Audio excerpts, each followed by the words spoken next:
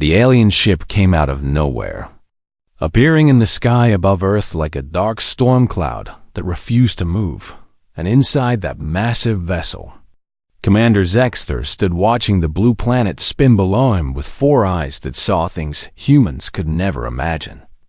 And he was pleased with what his scanners were showing him. The Kravathi were known across many star systems as the greatest hunters in the galaxy, and every year they held something called the Great Hunt, which was a tradition that went back thousands of years. And for this hunt, they needed fresh prey from worlds they had never visited before, which was why they had come to this small planet on the edge of nowhere. "Commander, we have found the dominant species," said the technician who was operating the scanning equipment, and his voice carried the excitement of someone who had discovered something new. "They call themselves humans, and they are bipedal mammals with no natural weapons or armor." Zexter moved closer to examine the data that appeared on the holographic display in front of him. And what he saw made him click his mandibles together in a way that showed he was not impressed at all. Because these humans looked incredibly weak compared to other species they had hunted in the past. And they had no claws or fangs or thick skin to protect them from danger. How do they survive on their world? Zexter asked, because it seemed impossible that such fragile creatures could be the dominant species on any planet. They used tools and primitive technology. The technician replied while pulling up more information. They have created weapons from metal and chemicals, and they live in large groups for protection. The commander studied the images of human cities and their simple weapons, and he felt something close to disappointment, because the Great Hunt was supposed to be challenging and exciting. But these soft creatures looked like they would provide no challenge at all. And the hunt might be over in a few hours instead of the traditional 12 rotations. Select one specimen. Zexter ordered his crew, because even though humans seemed weak, the tradition had to be followed. Find one that is alone and away from the others. The scanning beam swept across the North American continent, searching through mountains and forests until it found what it was looking for. And that was when Jake Morrison's life changed forever. Though he did not know it yet, Jake was hiking through the mountains of Montana, which was something he did every few weeks to clear his mind and remember his training, because he had been a Marine for 12 years and a survival instructor for 5 of those years. And the mountains were where he felt most alive and most at peace. He was checking his compass and planning his route for the next day, when the blue light surrounded him without warning. And suddenly, he could not move at all, not even to blink or breathe. And the world around him began to shimmer and fade like a dream that was ending. When Jake woke up, he found himself in a metal room that was too cold and smelled like chemicals he could not identify. And standing around him were creatures that looked like nightmares brought to life, with hard shells covering their bodies and too many eyes staring at him with what seemed like contempt. The largest creature stepped forward, and Jake noticed it was nearly 8 feet tall with armor plates that shifted color from purple to black, and when it spoke, the words came out in perfect English, even though its mouth was not moving in a way that matched the sounds. "Human, you have been selected for the Great Hunt," Zexter said, and his translator made his voice sound flat and emotionless. "This is an honor that few species receive, and you should be grateful for this opportunity." Jake's military training kicked in immediately, pushing down the fear and confusion that wanted to overwhelm him, and instead he started observing everything he could about these aliens, noting how they moved and where they kept their weapons and how they seemed to think. "He was not dangerous at all. You will be taken to our hunting preserve on the planet Krathvar," the commander continued, while walking in a slow circle around Jake. "You will have 12 of your planetary rotations to survive, and if you manage to stay alive, we will return you to your world." The way Zexter said those words made it clear that he did not expect Jake to survive at all. And the other aliens in the room were already clicking and chittering to each other in a way that sounded like laughter. "What are the rules?" Jake asked, and his voice was calm and steady, even though his heart was pounding hard enough to hurt. The question seemed to surprise all the aliens in the room, because apparently no prey had ever asked about rules before, and Zexter tilted his head in a way that might have meant curiosity or amusement. "Rules? You run and hide while we hunt you," the commander said slowly, as if explaining something to a child. "Those are the only rules you need to understand." "No," Jake said firmly, and he looked directly at the commander without blinking. "What are your rules? What weapons can you use? What is not allowed?"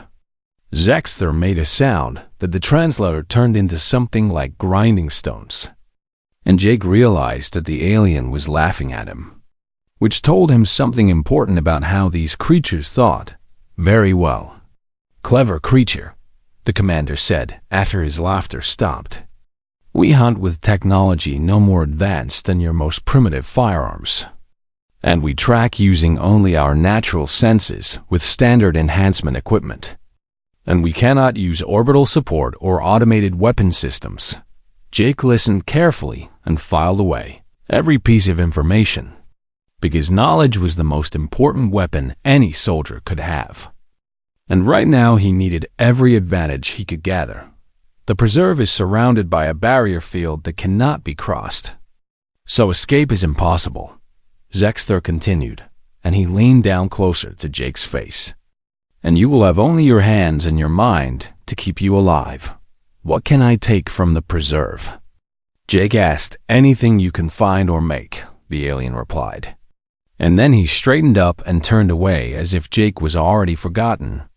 "Though I must tell you, human, I expect this hunt to end very quickly, because your species appears to be particularly fragile and weak." Jake said nothing in response, but something cold and hard settled in his chest like a stone, because these creatures had taken him from his home and his life, and they expected him to run and scream and die for their entertainment. And they thought he was just a weak animal with no chance of survival. They had made a terrible mistake, and Jake was going to make sure they understood that before this hunt was over.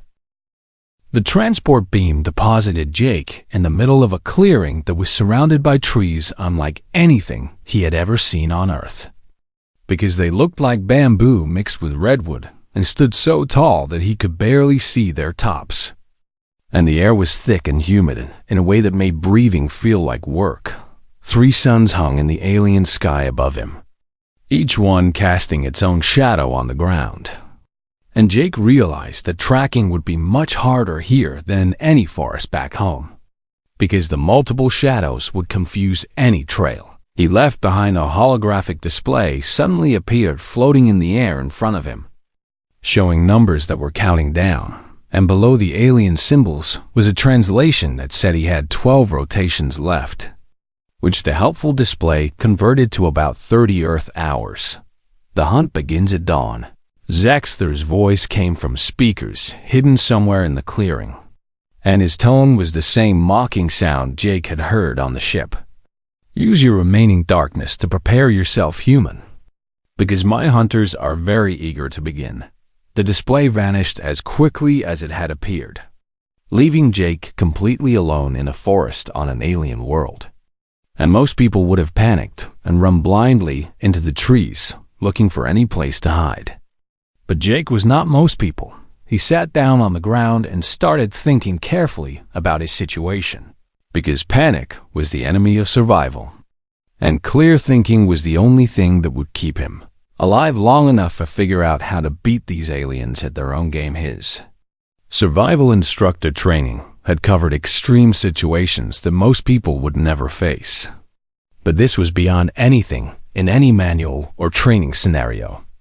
And yet the fundamentals were still the same no matter where you were, which meant he needed to assess his environment and identify resources and understand his enemy and create advantages wherever possible. Jake figured he had about 4 hours before the suns rose and the hunt began. So he started by doing a perimeter check, moving in careful circles that got bigger and bigger around the drop point. And he made sure to memorize landmarks and note anything that might be useful later within 15 minutes. He found a stream with water that looked and smelled clean. And he tested it carefully by taking a small sip and waiting to see if it made him feel sick.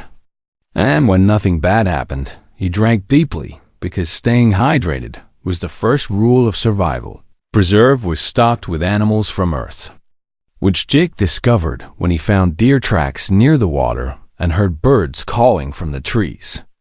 And he even saw something that looked like a wild boar moving through the underbrush in the distance, which told him that the aliens had brought prey animals here to make their hunting preserve feel more realistic.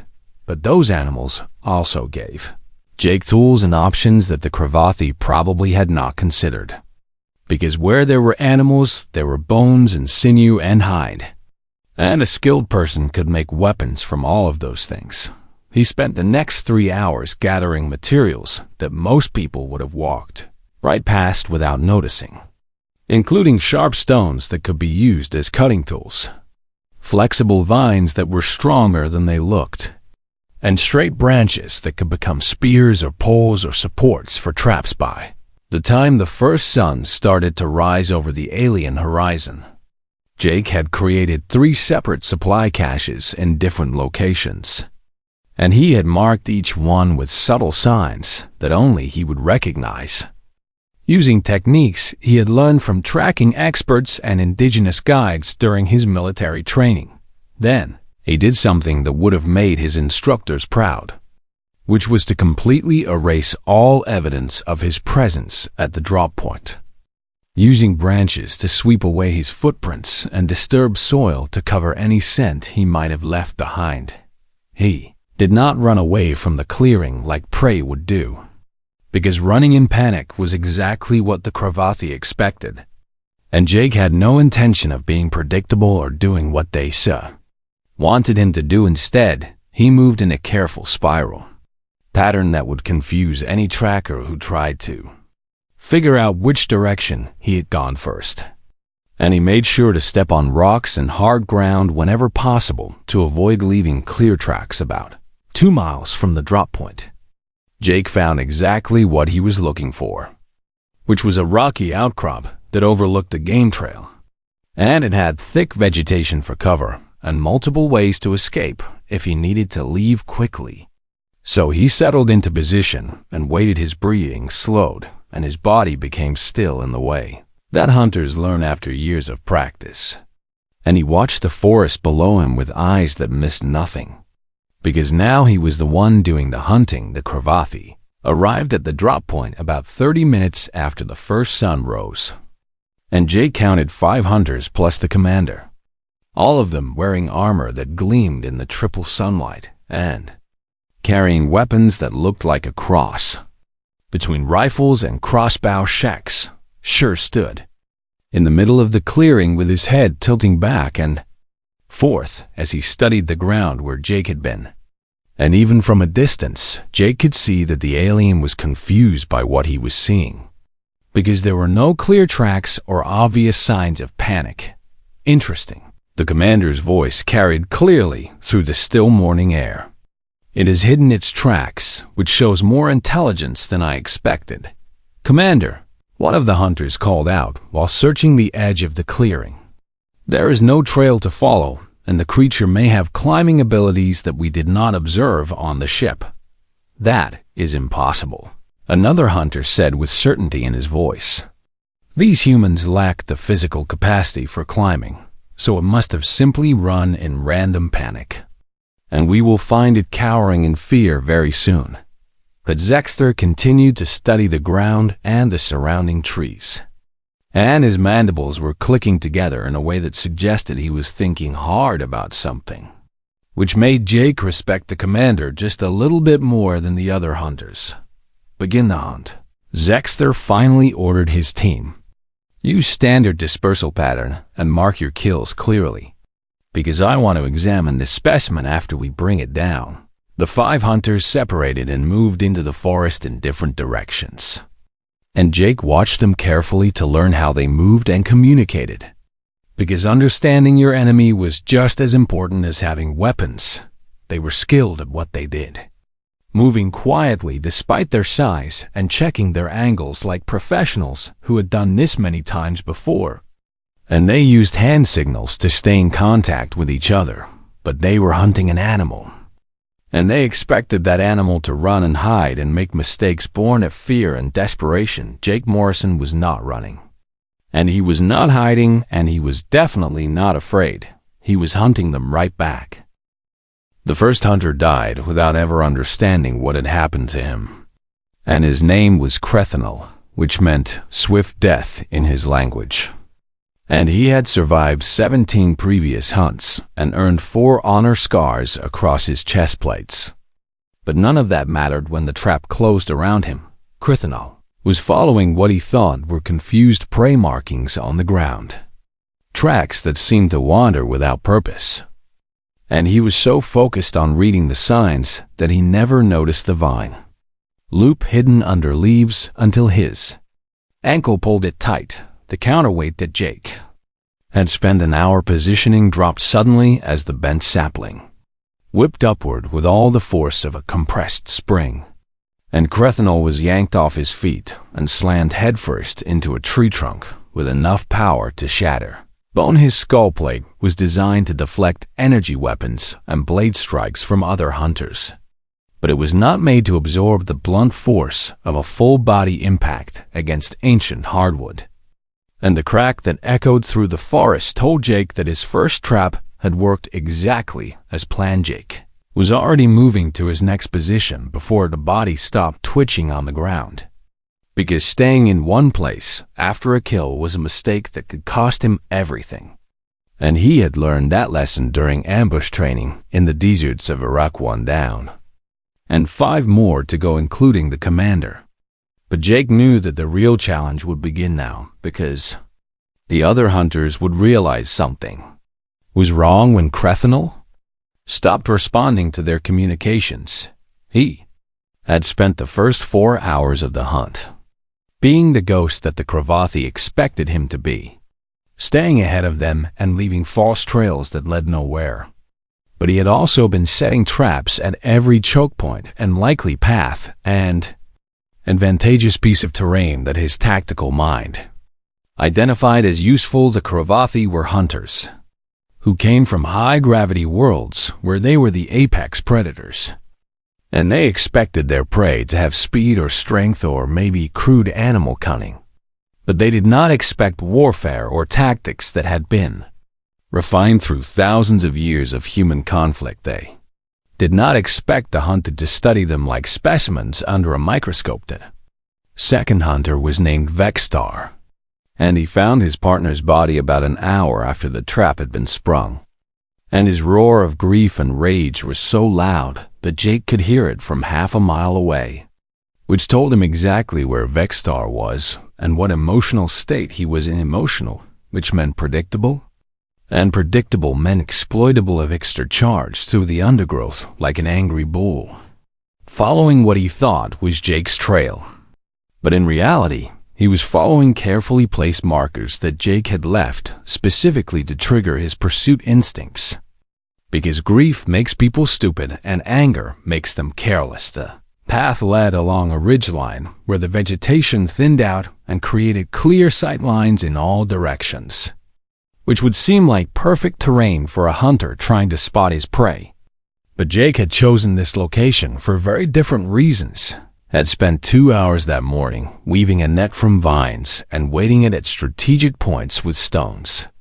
And he had positioned the entire thing above a narrow gap between 2 rock formations, the kind of terrain that fleeing prey would naturally use to escape when Vexstar rushed through the gap at full speed. Jake released the support branch from his hiding spot 30 feet away, and the net dropped like a falling curtain, entangling the hunter just long enough for Jake to emerge from cover.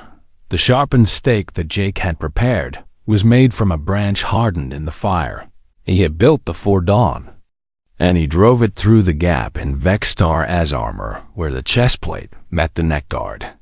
because he had spent hours observing the way the aliens moved and identifying their weak points. The hunter's weapon discharged as he fell, and the energy bolt scorched the rock near Jake's head, close enough that he could feel the heat on his skin, which was way too close for comfort and reminded him that he could not afford any mistakes. Jake claimed the weapon and studied it quickly while moving away from the kill site, because every second he stayed in one place increased his chances of being discovered. And the weapon was energy-based with maybe 20 shots remaining in its power cell. He could not afford to waste ammunition on anything except guaranteed kills. But having ranged capability changed the entire equation of this hunt. And now he was not just a man with sharpened sticks fighting aliens with advanced technology. He also took Vexstar's communication device and his blade, which was a curved weapon perfectly balanced for the Cravath's three-fingered grip. And it would be awkward for Jake to use effectively. But metal was metal and sharp was sharp. Vexstar, report your status. Zexter's voice crackled through the communication device with urgency that had not been there before. Crethanol is not responding to any calls, and I need confirmation of your position. Jake looked at the device for a long moment, considering whether he should respond and what he might say to these hunters who thought he was just prey. But then he decided that silence would be more terrifying than any words. He could speak. He crushed the device under a heavy rock and scattered the pieces, then moved on to prepare his next ambush. Let them wonder what had happened. Let them worry about why their hunters were not responding. Let them start to understand that they were not hunting a frightened animal anymore. The dynamics of the hunt had fundamentally changed in ways the Cravathi were only beginning to comprehend, because the prey had become the predator, and the predator was now fighting for survival against something it did not understand. Jake Morrison had been taken from his home and thrown into this alien preserve to die for entertainment. And these hunters had expected him to be easy prey because humans looked weak and soft without any natural weapons, but they had forgotten something important about humanity. Or maybe they had never known it in the first place, which was that humans had climbed from the bottom of the food chain to the very top, not because they were strong or fast or armored. They had done it because they were smart and adaptable and absolutely refused to give up. And they turned everything around them into weapons and advantages. The Cravathi were about to learn that lesson the hard way, and Jake was going to be their teacher. Commander Zexter gathered his remaining 3 hunters at the midpoint of the preserve, which was a clearing near the central water source.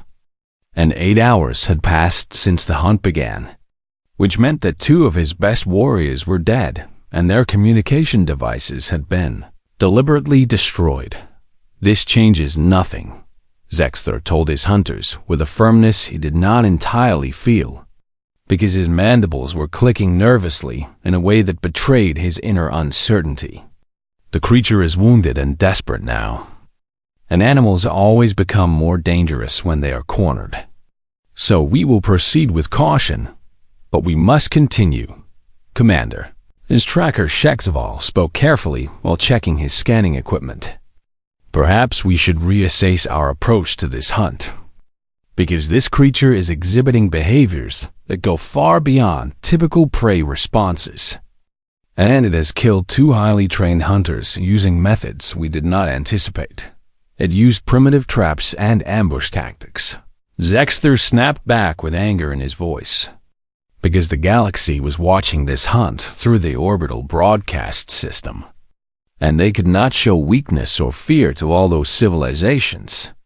We cannot allow one soft-skinned mammal to make us look like fools. The sentence died in his throat as an energy bolt struck HFY directly in the center of his chest plate, and the armor held against the impact, but the force threw him backward off his feet. And before anyone could react or locate where the shot had come from, a second bolt found the gap where his helmet met his neck guard. HFY fell to the ground with green blood pooling beneath his body, and the remaining hunters immediately scattered to find cover while scanning the high ground around.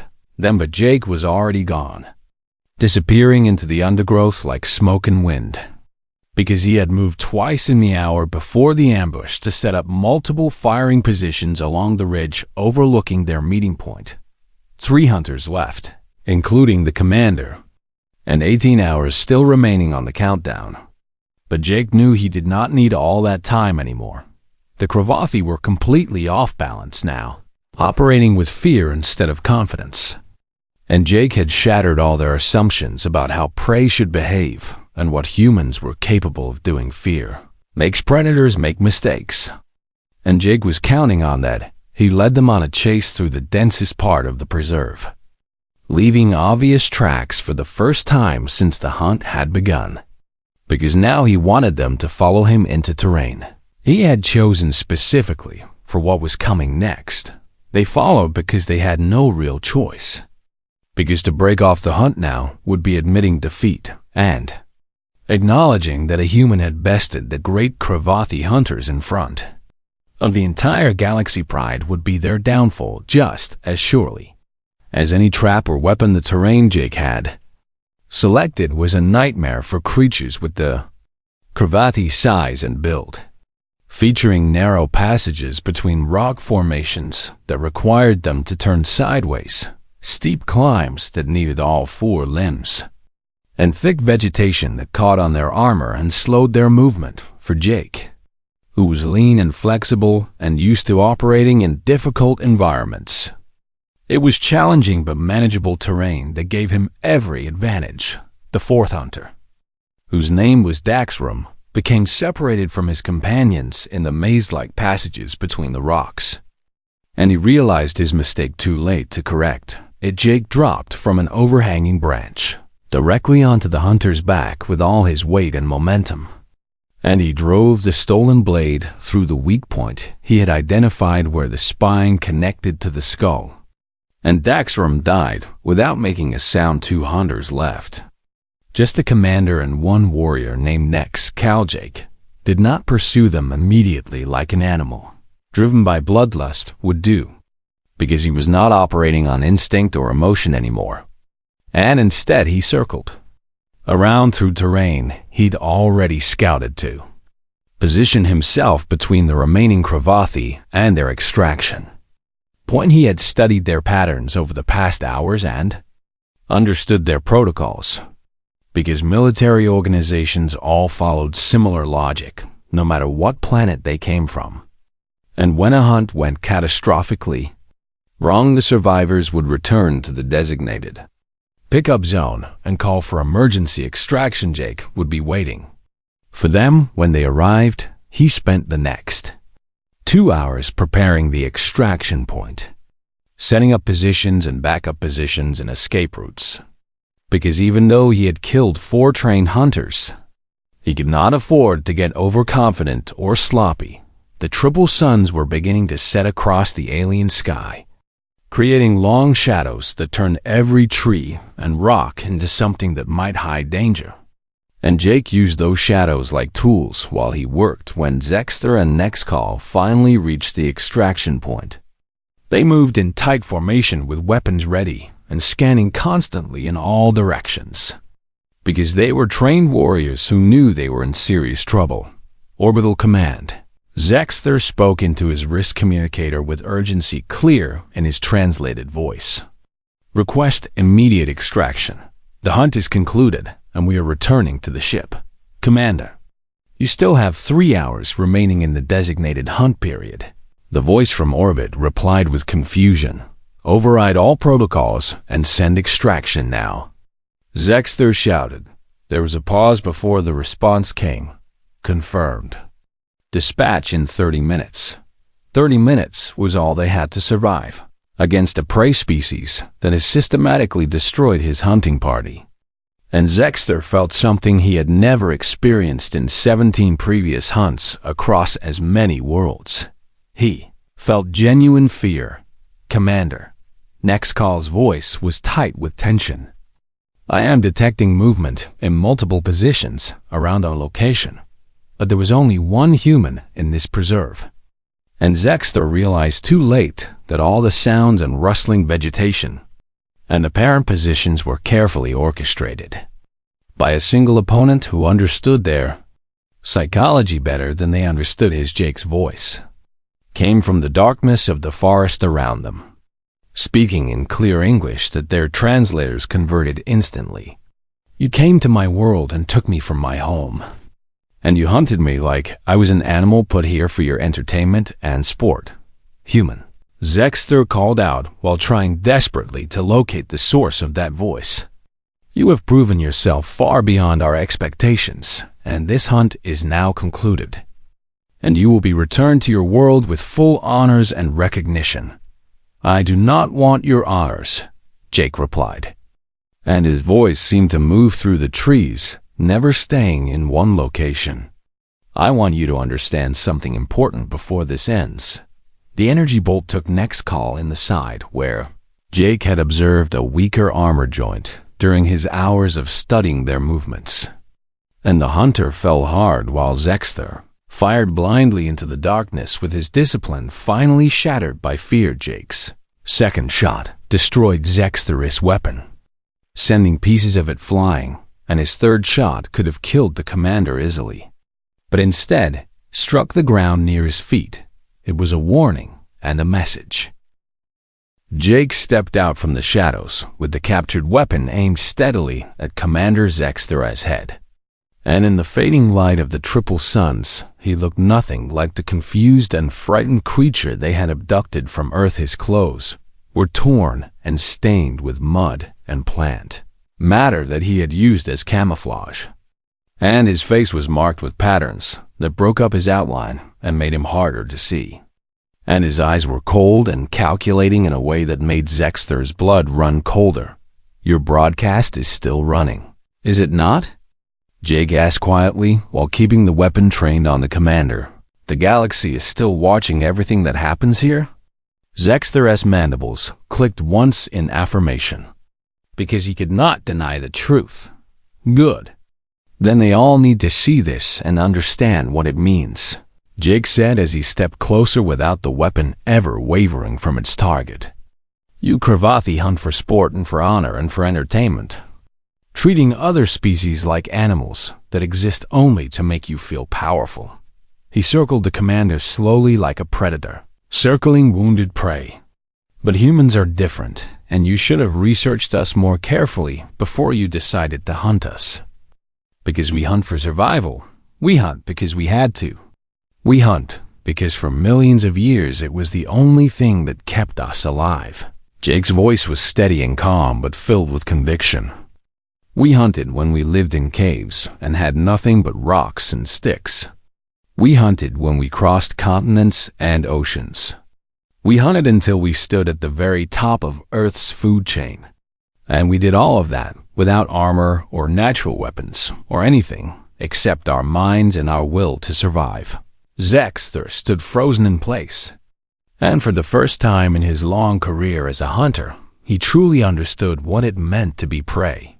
You picked the wrong species to underestimate, Jake continued, and now his voice carried an edge like sharpened steel.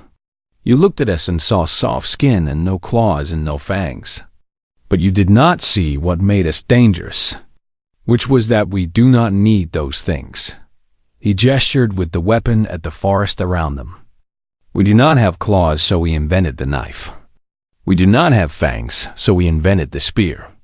We do not have thick skin, so we learned to turn everything around us into armor and weapons and tools. Jake stopped circling and stood directly in front of the commander. You are apex predators on your world, that much is clear. But we are apex predators on every world we reach. Because we adapt and we overcome and we never stop trying to survive. What do you want from me, human? Zexter asked, and his voice was barely above a whisper. I want you to go back to your people and tell them exactly what happened here today. Jake said firmly, I want you to tell them that humans are not prey and never will be. I want you to make absolutely certain that no Cravathi ship ever visits Earth again looking for sport. He lowered the weapon slightly, but kept it ready. And I want you to live with the knowledge that you survived today only because I chose to show you mercy. Because unlike you and your kind, I do not kill for sport or entertainment. The extraction beam hit at that exact moment, pulling Zexter upward toward the waiting ship in orbit, and Jake watched him disappear into the sky before turning to face the multiple cameras that he knew were recording every moment of this encounter. "My name is Jake Morrison," he said clearly while looking directly at the nearest camera. "I am a human being from the planet Earth.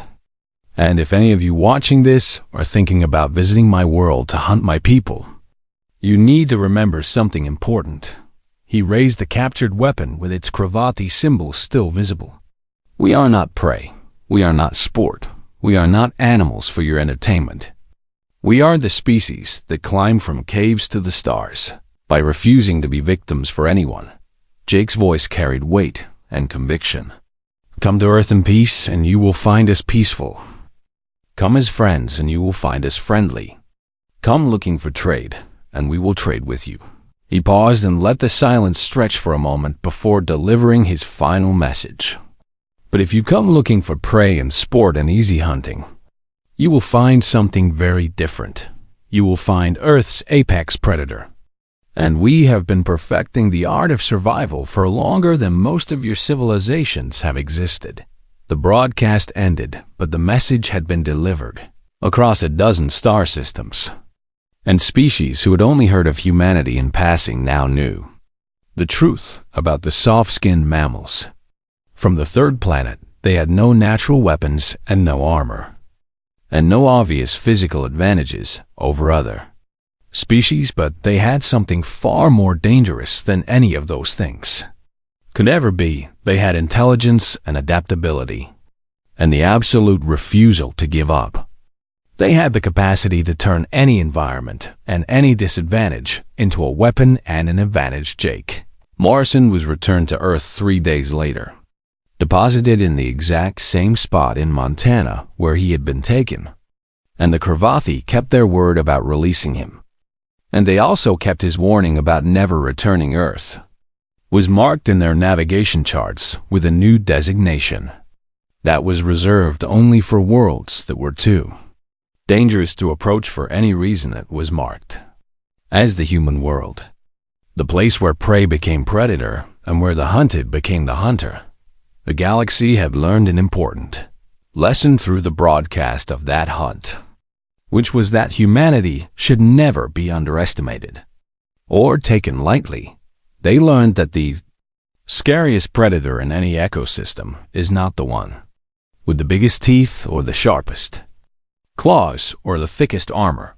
The scariest predator is the one that refuses to stop and refuses to quit and turns everything around it into advantages. It is the one that should never have been underestimated in the first place. Jake Morrison went back to his life, teaching survival skills to Marines. But now he carried with him the knowledge that humanity was not alone in the universe. And he also carried the satisfaction of knowing that he had sent a message to every species out there. That message was simple but powerful, which was that humans would never be anyone's victims again. And any species that came looking for sport would find something they were not prepared to handle. The hunt was over, but the legend had just begun across the galaxy. Species that had considered visiting Earth for various purposes now reconsidered their plans. Some wanted to come as friends and allies, recognizing that a species capable of what Jake had done would make better partners than enemies. Others marked Earth as forbidden territory and warned their people to stay far away from the human homeworld. But all of them remembered the name Jake Morrison and what he had done on that alien preserve. They remembered that one human, taken from his world and thrown into a hunt designed to kill him, had turned the tables so completely that he became the hunter instead of the prey. They remembered that humans were survivors first and foremost, and that survival instinct combined with intelligence was the most dangerous combination in the known universe, and they made sure that future generations would never forget what happened when someone made the mistake of hunting humanity for sport.